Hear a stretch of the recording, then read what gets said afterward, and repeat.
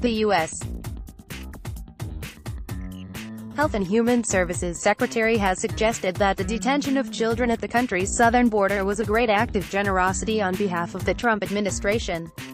Speaking to CNN Tuesday night in an interview with Wolf Blitzer, Alex Azar said he believed the U.S. protected a large number of children who would otherwise have ended up with dangerous people. It is one of the great acts of American generosity and charity what we are doing for these unaccompanied kids who are smuggled into our country or come across illegally. Azar said, explaining he believed there was nothing to hide about how we operate these facilities. People go into these facilities, he continued, they see the love, the compassion, the care with these kids that our grantees deliver, and they are impressed with what's happening there, he said. While some people had been allowed to tour the facilities, Azar justified the ban on media cameras as a child protection measure. We really believe we have a lot to be proud of.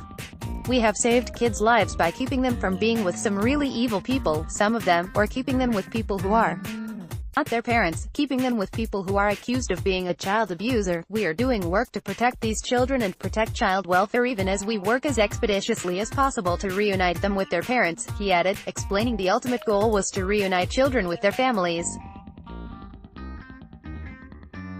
His comments come following an uproar over the Trump administration's previous policy of separating children from their families at the U.S. southern border if they were suspected of entering the country without documentation.